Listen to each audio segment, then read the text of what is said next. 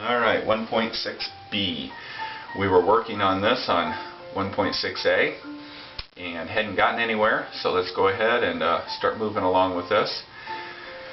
First of all, if you remember in the other problem we did with the 5 and the 900 and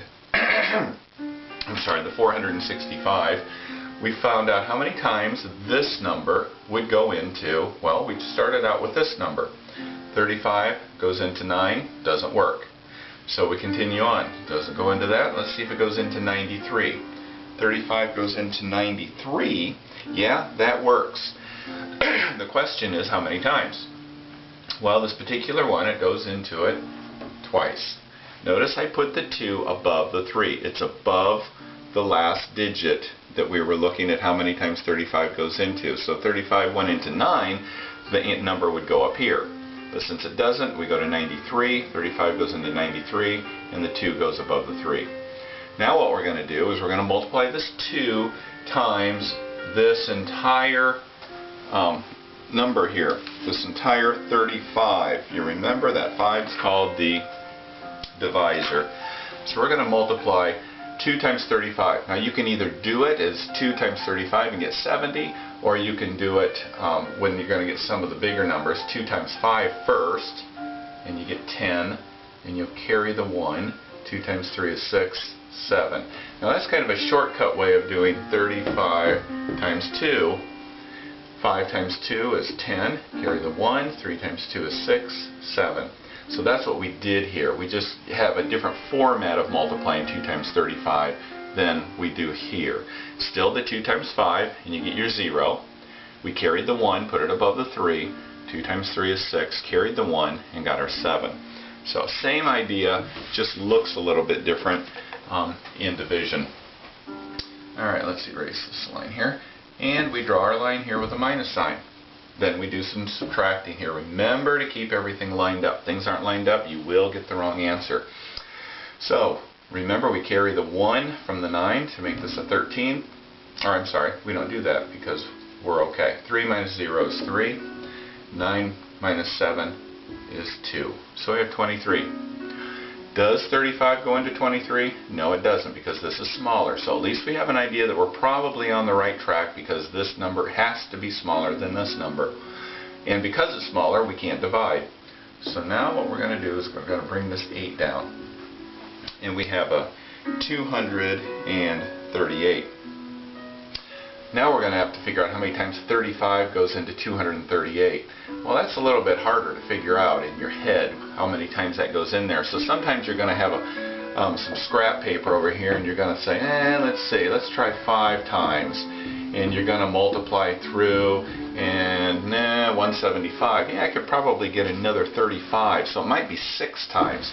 So you might have to do some fiddling around to try to get it to work for you. But in this case, it goes into it 6 times. Notice that the 6 goes right above this column here because that's the last number. So let's multiply this through. 6 times 5 is 30. Carry the 3. 6 times 3 is 18. 18 plus 3 is 21. So that leaves me 210. I subtract here and I get 28. 35 does not go into 28. So I have to bring down another number. In this case, the 0.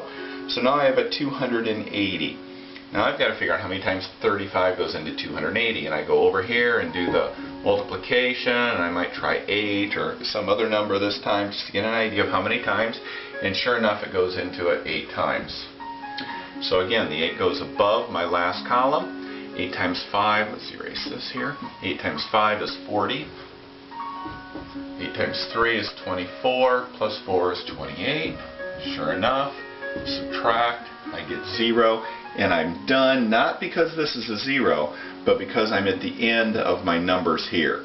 My last number in my answer should be above my last number under the division sign. Alright. There's another part in this section on page number 59 called division with remainders.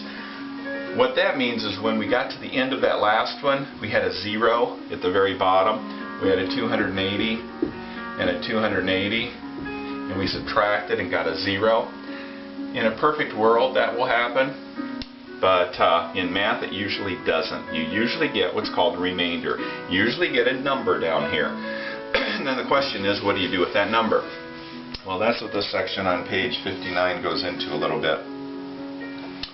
If we were to have a number like 32 and we were divided by 6, well, we do our 6 goes into 3, doesn't work.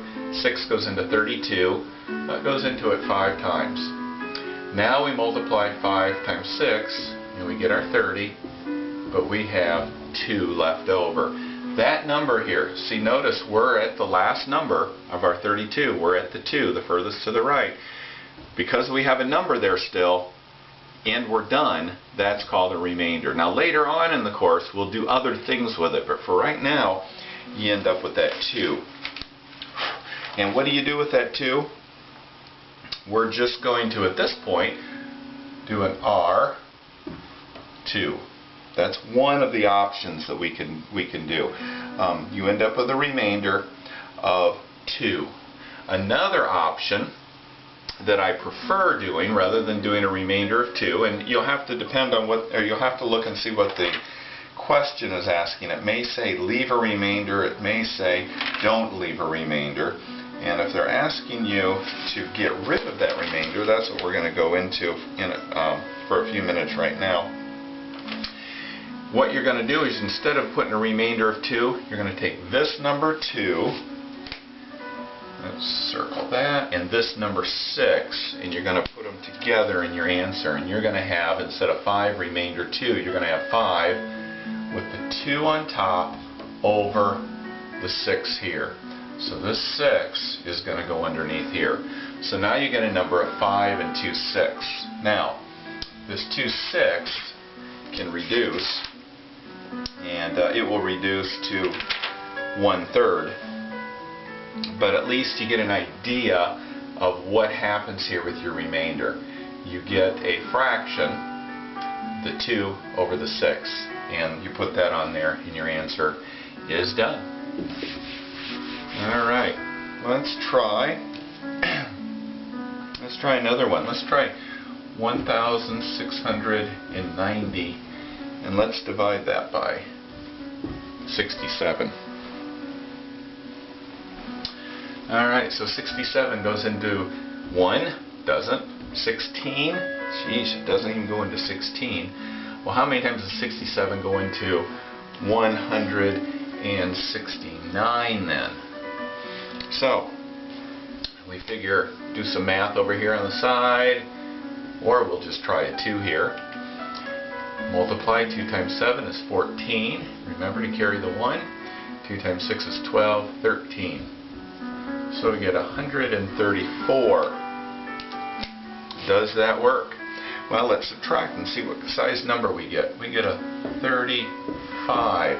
35 is smaller than this, so at least it's in the realm of possibilities. 67 does not go into 35, so now we have to bring this 0 down to make this number larger than this. So we bring that 0 down, and now it becomes a 350. And we divide 67 into 350, and we discover it goes in there 5 times. Multiply this times 67. 5 times 7 is 35. Carry the 3. 5 times 6 is 30, plus the 3. And we're still heading along in this direction.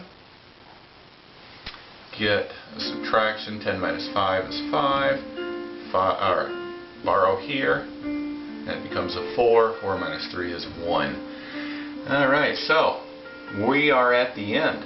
If we kept our lines together here, we find out that at our last number up here, we're at the last number down here.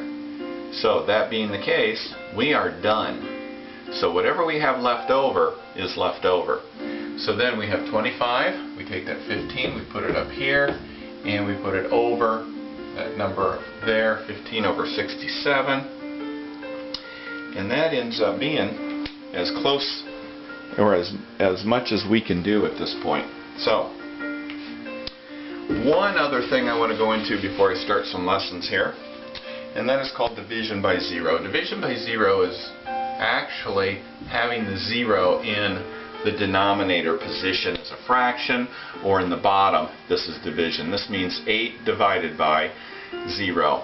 And without going into all of the theory behind why it works, just suffice it to say that it can't be done, and if you ever run into it, you write an answer as undefined. That is the answer to that. There is no answer. It is not 0, it is not 8, it is not any other number.